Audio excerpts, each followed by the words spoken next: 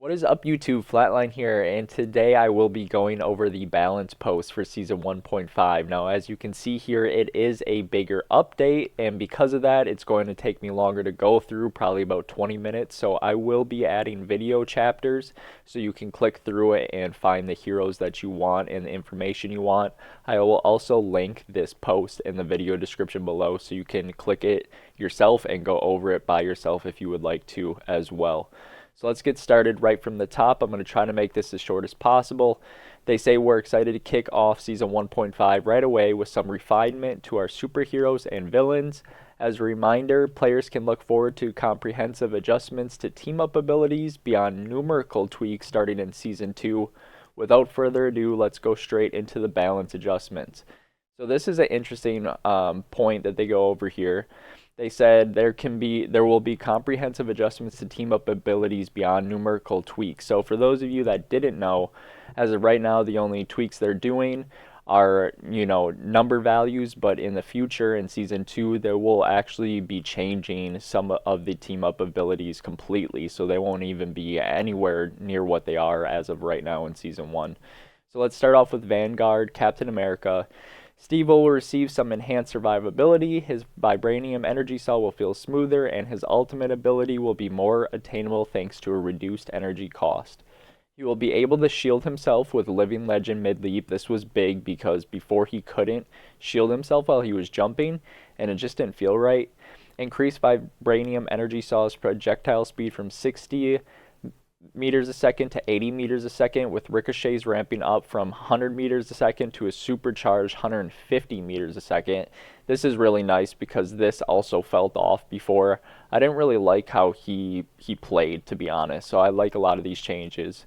Reduce the energy cost of Freedom Charge, ultimate ability from 3100 to 2800. That'll be really nice. He'll earn his ult easier. Enhance Captain America's combat experience by separating Sentinel Strike from melee attacks. Captain America will be able to use his melee attacks with his shield while his shield is thrown or during the team-up ability charge Aegis state to activate the first 2 hits of Sentinel Strike. So that's huge. Additionally, while airborne, using melee attacks will no longer trigger the Super Soldier Slam ability. So basically, he's able to melee weave now. He really wasn't able to do that before, and now he'll be able to melee weave just like other characters. Doctor Strange, our beloved Sorcerer Supreme, will take a modest hit, reduce base health from 650 to 600. This seems like an interesting change to me. With how much he's played, I guess they're saying he's in a pretty good spot. This doesn't feel like that big of a change to me. 50 health, I don't know that this is going to impact him too much, but we'll see if I'm wrong. That's the only thing for Strange. Groot, they'll be increasing the threat range of everyone's favorite Flora Colossus, so they're increasing his Thorn Lash wall placement range from 15 meters to 18 meters. So you can just put down his, this would be his smaller walls, the green ones, not the iron walls. A little, 3 extra meters, so not a big change there. Magneto, the master of magnetism, will experience a slight dip in survivability, but will be compensated with a small surge in offensive ability. This I don't agree with here. So they're increasing iron volley projectile damage from 35 to 40. I didn't feel like he needed a damage increase. Personally, I feel like he already does a decent amount of damage for a tank, but they're going to be increasing it anyways. And then because they're increasing his offensive capabilities, they are increasing his Metallic Curtain's energy consumption, which is the shield, from 50 a second to 65 a second, and reduce its maximum duration from 2 seconds to 1.5 seconds, so it won't last as long. Thor, the mighty Asgardian, will offer a greater user experience after unleashing Awakening Rune. That would be the one, like they say here, where he unleashes the thunder. So his thunder attacks, after you use the thunder attack, all of your abilities would go on cooldown. They're now removing the shared cooldown time after the duration of Awakening Rune ends, which is really nice. Venom, the symbiote menace, will enter the fray more menacing than ever, with a heightened threat upon entering the battle and a leaner energy appetite for his ultimate ability. They're going to adjust the knockback effect of Frenzied Arrival from vertical to inward. I haven't played Venom enough, so Venom mains will have to let me know how you feel about this. Instead of a vertical to inward, it will be an inward knockback angle of 75 degrees. And they'll reduce the energy cost of Feast of the Abyss, ultimate ability from 2800 to 2500. So they're making it easier for him to earn his ultimate ability. Next up, we have the Duelist. Black Widow. Natasha's combat effectiveness has been enhanced, increasing the threat level to enemies after using her ultimate ability. They're increasing the magazine capacity of the Red Room rifle from 8 to 15, so almost twice as much ammo in one magazine, which seems insane. And they're also enhancing the slow effect of Electroplasma Explosion ultimate ability on enemies from 80% to 55%. Additionally, it will apply a 15% vulnerability effect to hit enemies for 4 seconds. This last part is pretty interesting.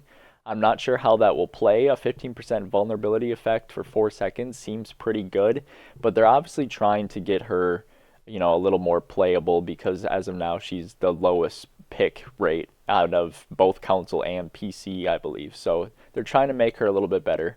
Hawkeye, we're sharpening Clint's survival instincts and honing his close quarters capabilities, while his ultimate ability takes aim with greater peril. They're increasing his base health from 250 to 275, which is nice. They're reducing his projectile damage of blast arrow from 20 to 15, while the spell field damage will be increased from 25 to 32. And then they're also reducing the cooldown time for Crescent Slash from 15 seconds to 12 seconds and increasing bow draw speed during the duration of Hunter Sight, his ultimate ability, and raising the damage multiplier from 1.2 to 1.35. These will be interesting changes. I don't play enough Hawkeye, but they clearly felt like the last changes they just made when they nerfed him were maybe a little too much. So this seems a little bit of a buff and a nerf. So I would like to hear, Hawkeye players in the comments below. Let me know what you think about these changes. Hela, the Asgardian goddess of death, will cast a longer shadow with an increase to her mid to long range suppression. The damage fall off of Night Sword Thorn at 30 meters will be changed from 70% to 80%. Doesn't seem like that big of a change for her, so basically nothing for Hela. Iron Fist. Lin will bring fresh techniques to the martial arts mix, enhancing his Yat Ji Chung. I'm going to ruin that, so I'm not even going to say it. With both fortitude and finesse. They're reducing the damage of his first, second, and fifth strikes from 32 to 30, while the third and fourth strikes will deal 15 damage instead of 16. The final devastating sixth strike has been dialed back from 55 to 50. So overall, reducing the damage of these strikes. However, the cooldown reduction for Dragon's defense has been extended from 1 second to 1.5, and the damage of each hit will take a hit dropping from 19 to 10 flat damage. So again, this is more of a nerf, but however, this is the important part. Each strike will now deliver an extra blow, dealing damage equal to 1.7% of the opponent's maximum health, including during living chi. So basically, this is going to sort of act almost like a Wolverine in that sense, that he is going to be doing more damage to players with a larger health pool, like tanks. So he might be a good counter against brawl comps. They're also increasing the additional maximum health granted by Harmony recovery from 50 to 150, which will be a pretty huge actually, but now a decay mechanism for the extra health has also been introduced. So 1 second after the ability ends, the additional health will deplete at a rate of 25 health per second. So that's relatively quick. So you basically want to use your heal, and once you have that extra 150 health, you want to immediately go in because you're going to start to lose 25 health per second. They're also increasing the maximum bonus health converted from damage block during Dragon's defense from 150 to 200, so you'll get more shield there. And then increasing base health from 250 to 300, so they're upping his survivability. So it's a little bit of a buff and a nerf at the same time, although I would argue this 1.7% of the opponent's maximum health could completely change how he's played and make him more viable. Iron Man, Tony will crank up the heat with his Unibeam, ensuring that even without Gamma Overdrive, foes will feel the burn. This is interesting to me. I'm not sure I love this change. They're increasing Unibeam damage from 120 a second to 140 a second, and increasing Unibeam's armor overdrive damage from 180 a second to 190 a second. I know there's some changes like later in this post to deal with this gamma ray team up, so hopefully that will fix this. But in my like knowledge, I don't know why you would add damage to Unibeam. If you guys feel differently about this, let me know, but it always felt to me like that was the best part of his kit. So I don't really understand why they felt the need to buff it, but maybe we'll find out later on in the post, or if you disagree, I'm open to ideas, let me know in the comments below. Magik, the Queen of Limbo, will see her damage capability be slightly reduced, but the energy cost to unleash her ultimate ability will be slightly lowered. It's time to behold Dark Child.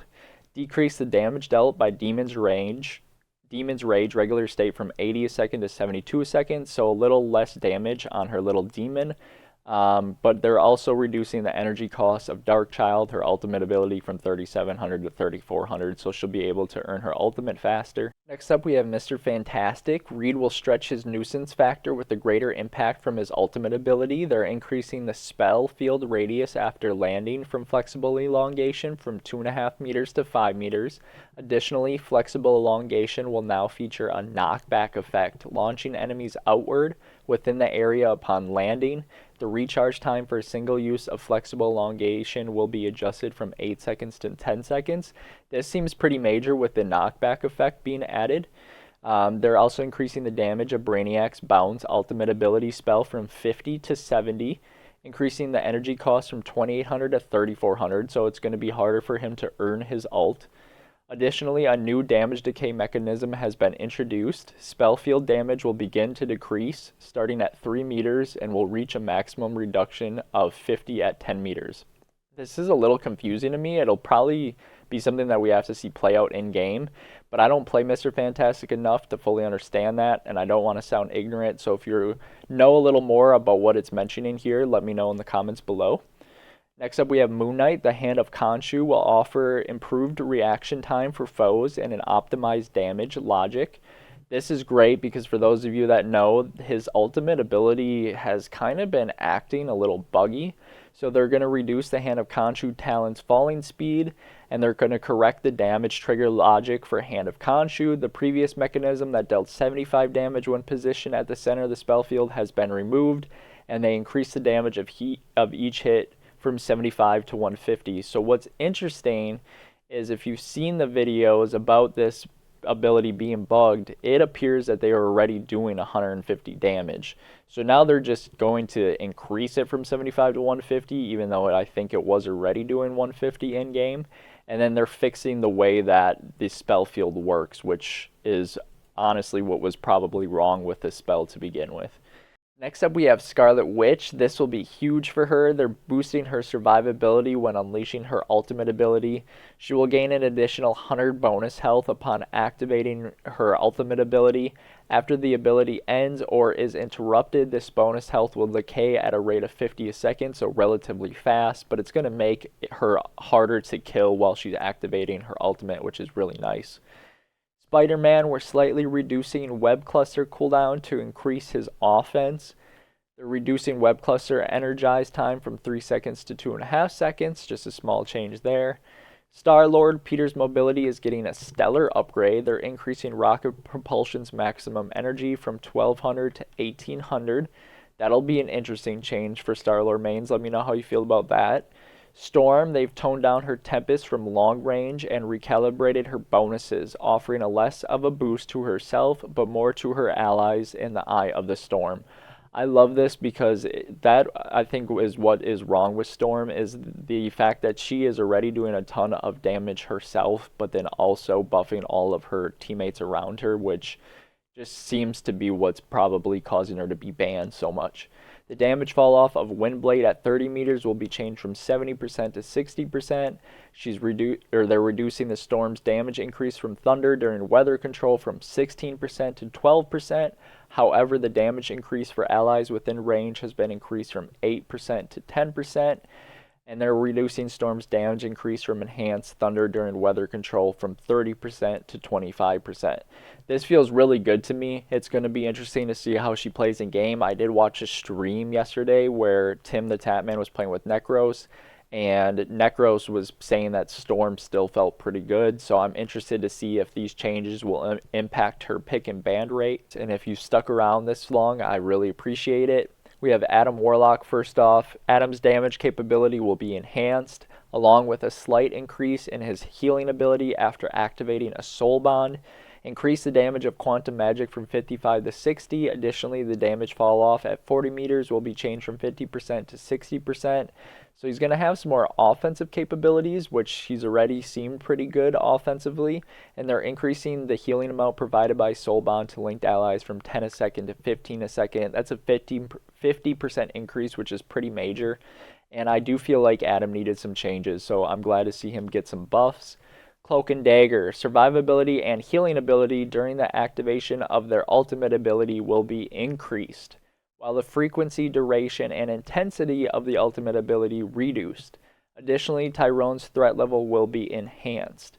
They're increasing the energy cost to activate Eternal Bond, the ultimate ability, from 3,400 to 4,000, so it's going to take a bit longer to earn the ult. And the healing amount of each segment will be increased from 220 a second to 250 a second. Their duration will, oh, it looks like they have a spelling error there. The duration will be reduced from 10 a second to 8 a second, and the pause time between segments decreased from 1 a second to 0.67 a second. Now, the healing effect from each segment will not stack when overlapping. Only one healing effect is applied. Additionally, camera control is unlocked during the activation of Eternal Bond. So this last part is interesting because otherwise this change seems completely unwarranted. I love that they're upping the ultimate earn time, so it's going to take longer to earn it, but they're also increasing multiple different things such as the duration and how much it's healing, but they're not allowing it to overlap anymore. If it does overlap, you're only going to get one healing effect. So that's going to be an interesting change to her. And then the last part is increasing the vulnerability inflicted on enemies by Terror Cape from 20% to 28%. So that's a pretty decent change there as well. And that's the Terror Cape when you're in the damage form. So that'll be interesting. I like some of these changes, but I don't know, guys. This one might be the most controversial out of all of them. You'll have to let me know how you feel about this one in the comments. Invisible Woman, they're reducing the frequency of her ultimate ability. They're increasing the energy cost of Invisible Boundary from 4,000 to 4,300. Loki, reducing the Trickster's God's ultimate ability frequency while slightly enhancing his survivability. Increasing his ultimate ability from 3,400 to 4,000, and increasing mystical missile charges from 10 to 12. So that'll be interesting. Luna Snow, reducing her ultimate ability frequency. So this basically goes hand in hand with the 3 support issue that we've been seeing in Marvel Rivals. They're making it take a longer duration to earn the defensive support ults. So Loki got a nerf, Invisible Woman got a nerf, Cloak and Dagger got a nerf, and then Luna got a nerf, all to their ultimate ability earn time. So it's going to take longer for them to earn their ultimate abilities, and rightfully so, and hopefully that'll be enough to fix the triple support problem in Marvel Rivals. Last but not least, we have team-up abilities. Atlas Bond, they'll be enhancing the capability of Luna Snow's side of this team-up ability. They're increasing the healing amount of Frozen Chi from 50 to 75 and the slow effect on enemies from 20% to 30%. This one's funny to me because I don't even think most people realize that Luna Snow and Iron Fist have a team-up, but it actually might be pretty good already, and then this bonus that they're going to be giving to this team-up ability might even make it more usable. So I'm interested to see if the Iron Fist changes along with these team-up changes will make Iron Fist and Luna Snow as a combination more playable in this next update. Dimensional Shortcut, they're increasing the sustained combat capabilities of Black Panther and Psylocke. They're reducing the rewind time for Psionic Disc from 5 seconds to 3 seconds. Additionally, the conversion ratio of lost health to blue armor will be increased from 0.5 to 0.8. They're also reducing the rewind time for Wakandan Master from 5 seconds to 3 seconds. Additionally, the conversion ratio of lost health to blue armor will be increased from 0.5 to 0.8. Those seem like pretty good changes to me. Gamma Charge, we're reducing the damage capability of Gamma Overdrive and Hulk's benefits from the team-up. They're reducing Unibeam Gamma Overdrive damage from 220 a second to 200 a second. This is a good change, but if you remember earlier, they buffed Iron Man's Unibeam without the team up, so I don't know how I feel about that change. Reducing Hulk's team up anchor health bonus from 150 to 100. This will be pretty good for hopefully nerfing the Gamma power up. Lunar Force, we're enhancing Moon Knight's survivability after using the team up ability. Full Moon new effect, continuously heal Moon Knight for 25 health per second while within the effect area. That's huge for him, and that's when he and Cloak are teamed up together. Last but not least, we have Symbiote Bond. Penny Parker and Spider-Man will enjoy enhanced survivability thanks to suit armor expulsion enhancements. I don't know that I like this. They're reducing Spider-Man's suit expulsion duration from 4 seconds to 1 second. Okay, that's good. But they're replacing the 50% damage reduction effect with a new invincibility effect during the duration. So they're completely reworking that, which will be interesting to see. And I wonder if there's any Spider-Man players watching this video. Let me know how you feel about that change. And they're going to be doing roughly the same thing to Penny Parker's armor expulsion, but instead of 1 second, it's going to be 4 seconds to 2 seconds. And then replacing the 50% damage reduction effect with a new invincibility effect. Same thing that Spider-Man is getting. So let me know what you guys think about all these changes in the comments below. I really appreciate you sticking around and watching this video. Hopefully it's been informative for you, and if it has been, please make sure to leave a like. It really helps me out. I appreciate all the support so far, and if you want to see future content from me, please make sure to hit that subscribe button. Until next time, peace out.